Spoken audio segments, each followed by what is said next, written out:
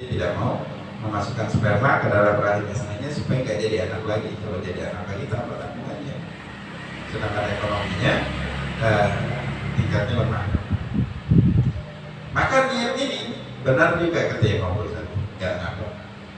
Dia melakukan azan dengan niat. Ini poin besarnya apa? Tadi kalau seorang laki-laki dia membuang spermanya tidak di dalam rahim, di luar. Apa hukum? Ulama ada yang mengatakan haram, ada yang mengatakan makruh. Kalau kata kita makruh. Sekarang Imam Ghazali aja debat ringkas. Dia menulis seolah-olah buat satu orang untuk berdebat berdiskusi seperti itu. Kalau seandainya kalian mengatakan azan sendiri itu tidak makruh, kalau begitu kata Imam Ghazali,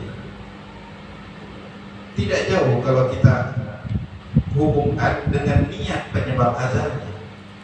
Niat ini akan menjadikan hukum azan itu bergantung dengan niatnya. Ke-1, kedua, ketiga masih nggak apa-apa niat yang ini. Kalau sumber azannya, munculnya motivasinya dari niat ketiga niat ini nggak apa-apa. Tidak mengapa, tidak apa-apa. Arabi ayat keempat, al-khawfu minal aulad al-inan. Kalau penyebab azalnya dia takut dapat anak perempuan, lima ya'taqidu fi tazwijihinna minal mu'arrah kama kanat min adatil arab fi qatlihim al-inan.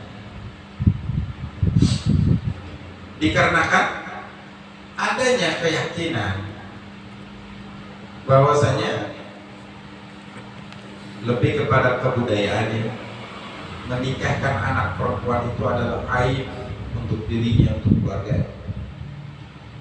Sebagaimana kebiasaan kaum Arab di zaman jahiliyah, anak perempuan kalau lahir dibunuh sebenarnya. Kalau laki-laki, mereka masih berharap untuk ada yang menjaga diri mereka, ada yang ikut perang dari anaknya, untuk perang. Fahadihi niyatun fasidatun. Ini adalah niat yang fasid, yang rusak, fasid, tidak bagus ini. Lau taraka bisababiha aslan nikah atau aslan wiqa.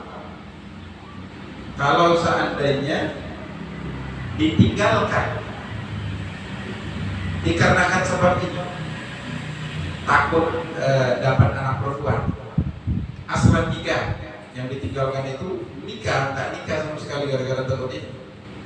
Atau asal nikah, atau dia nikah cuma nggak mau berhubungan karena takut ntar ada yang masuk ke rahim, jadi anak perempuan, atimadi, dosa dia.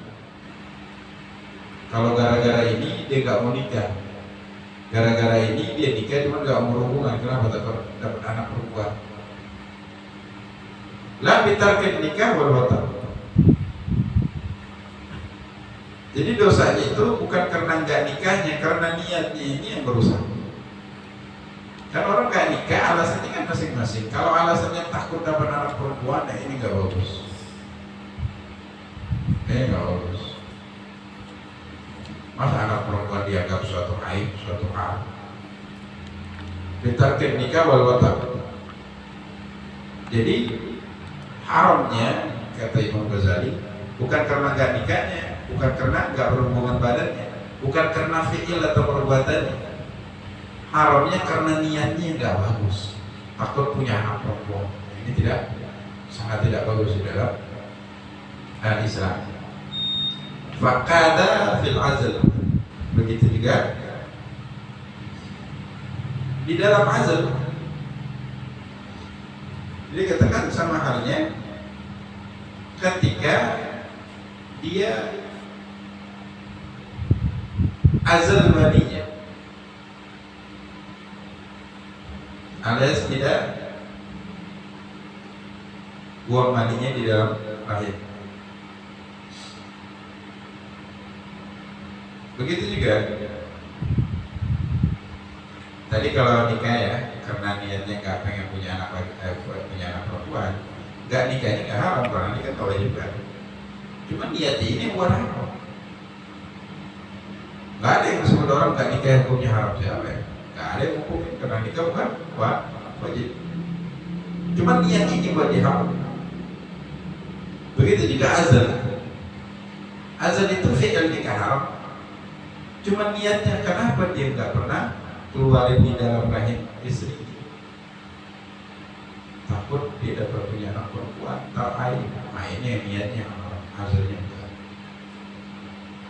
Wal fasad tiga dari ma'arrah di sunnah Rasulullah sallallahu alaihi wasallam asyaddu.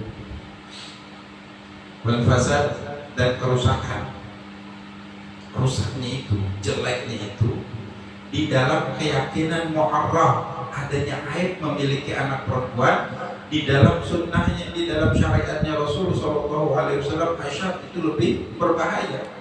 Gak ada di dalam Islam keyakinan itu. Buang itu keyakinan jahiliyah, adat dan kebiasaan jahiliyah, benar-benar ditentang di dalam Islam. Berapa banyak ayat Quran menentang hal itu?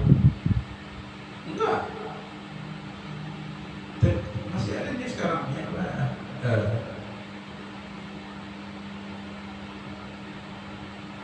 orang-orang yang gak suka kalau punya anak perempuan, suka yang punya anak laki.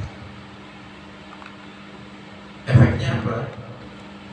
Lihat dulu. Ketika anak itu lahir, memang dibeda-bedakan antara anak laki-laki dan anak perempuan. Walaupun sebaliknya nggak boleh juga anak perempuan lebih disukai daripada anak laki. Tapi secara umum orang tua itu haram membagi kepada anaknya dengan pembagian yang tidak adil, baik harta ataupun sikap, kecuali ada hal-hal tertentu maka boleh. Anaknya lebih soleh maka dia lebih, atau anaknya lebih berbakti kepada dirinya maka pembagiannya lebih, atau anak yang satu ini lebih banyak kebutuhannya maka dia lebih.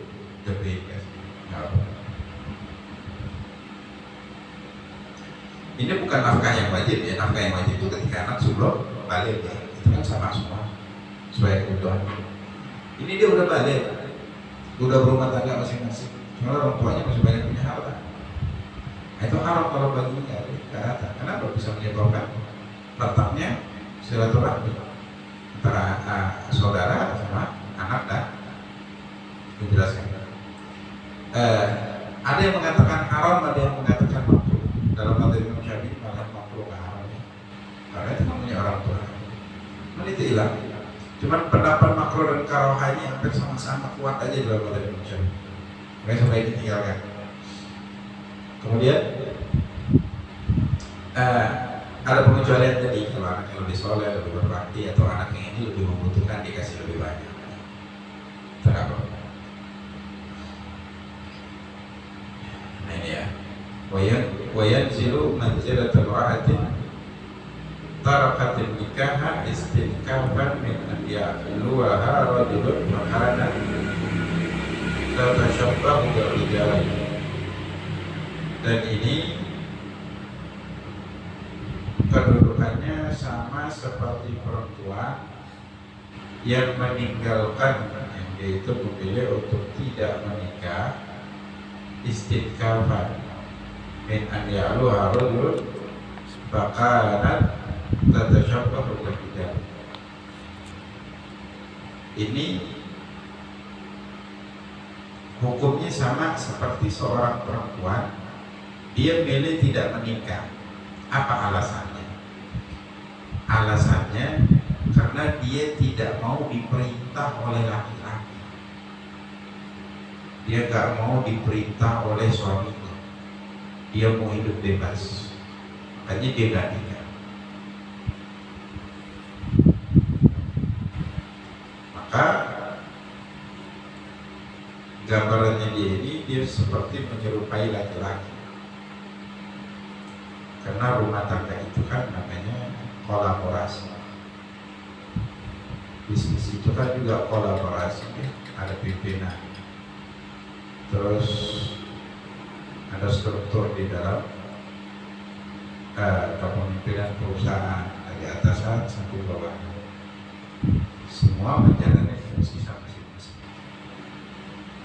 Itu juga setiap organisasi. Organisasi yang terkecil di dalam masyarakat itu adalah keluarga.